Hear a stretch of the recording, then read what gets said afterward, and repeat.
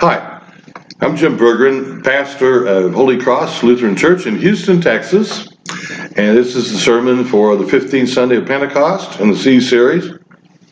Will be preached on September 18th, 22. Little Johnny was asked by his mom what he learned in Sunday school. He said the teacher told us about Moses and how God sent him to infiltrate behind enemy lines on a rescue mission to get the Israelite hostages out of Egypt. When they got to the Red Sea, he had the civil engineers build a pontoon bridge, and his tanks, armored personnel carriers, and personnel exfiltrated safely over the bridge. The Egyptian tanks were rolling up on them, so Moses called in air support, and F-18s blew the bridge up, and all the Egyptians drowned. His mom said, "Johnny, is that really what the teacher said?" "Well, no, Mom. If I told it the way the teacher did, you'd never believe it." I don't believe it. When the New Revised Standard Version titles today's gospel, "The Parable of the Dishonest Manager." The Greek word for dishonest is iskrokerdos. That word is nowhere in the text.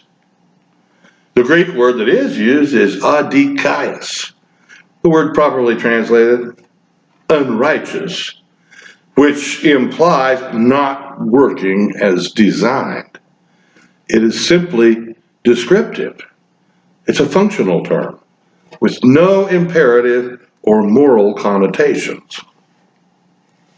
Imagine this scenario. You're on a jeep tour of the Valley of the Kings in Egypt. Your driver and guide speaks Greek. In the desert, your jeep coughs and sputters and then dies.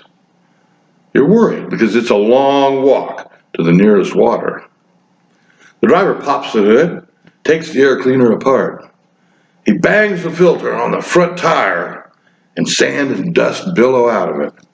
He puts the filter back in, tightens down the butterfly nut, lowers the hood, jumps in the Jeep. He turns the key on and it starts right up. Boom. He sighs gratefully and says, "Dikaios." Righteous. It works as designed. Whew.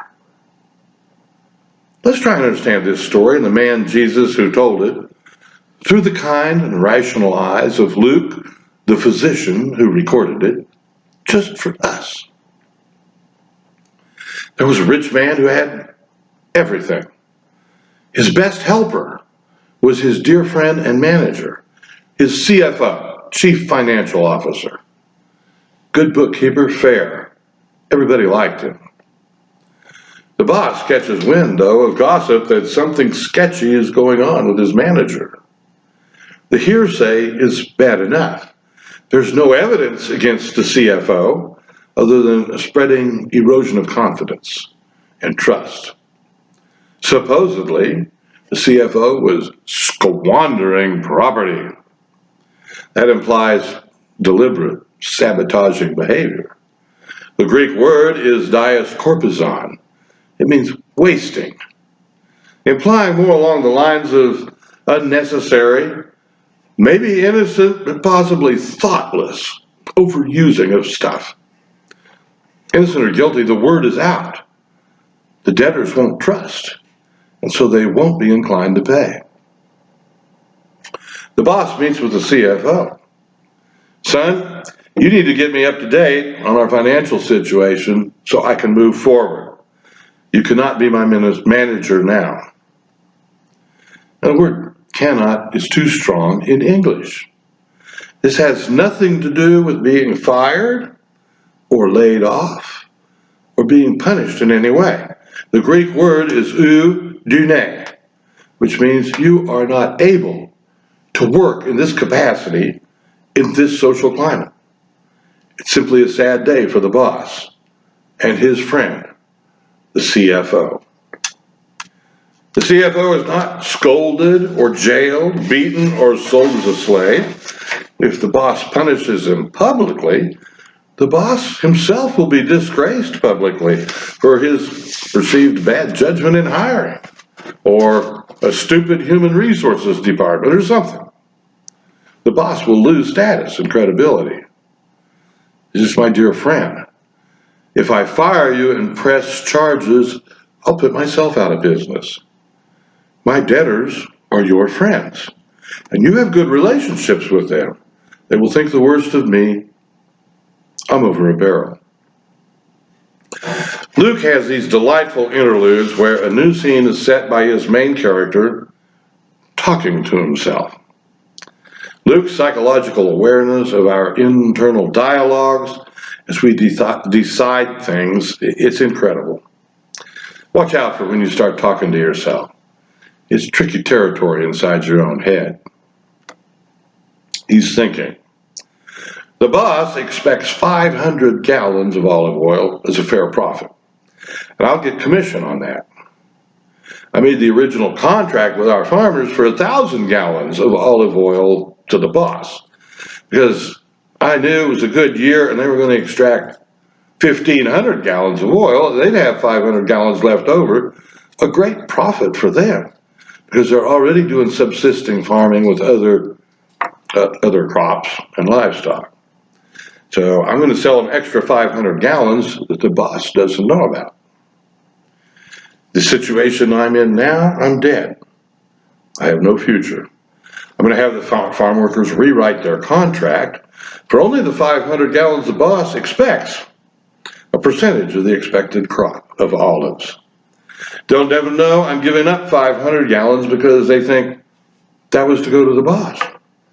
He'll be happy and never know the difference because their obligation will be paid in full, perhaps for the first time. This is farming.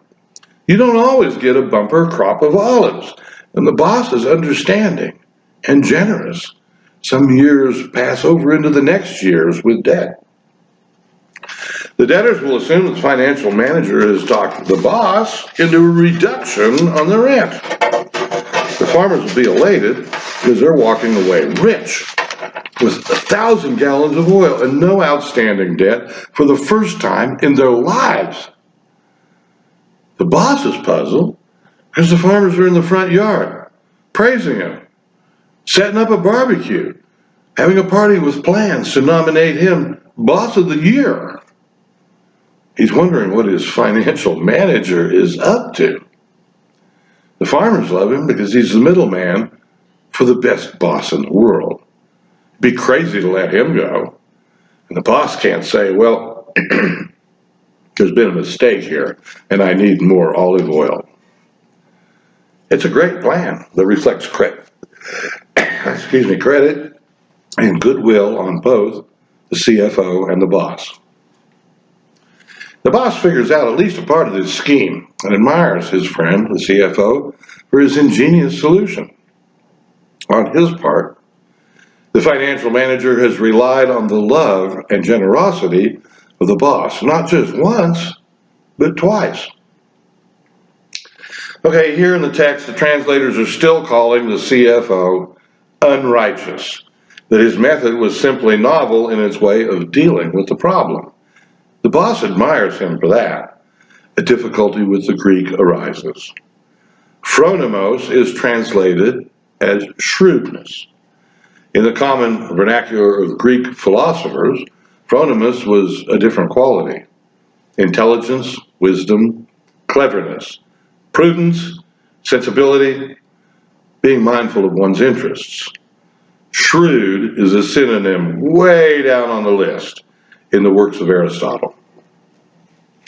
It's a story about the generosity of God. It's about Jesus' plan to make everybody win. The financial manager's life is over, that he rises to the occasion and redeems this mess of the world. The parable makes sense as we identify the boss as God and the financial steward as the Christ figure. He dies and rises like Jesus. He raises others up with him like Jesus. And he trusts God like Jesus. He gets nothing but a cross to bear.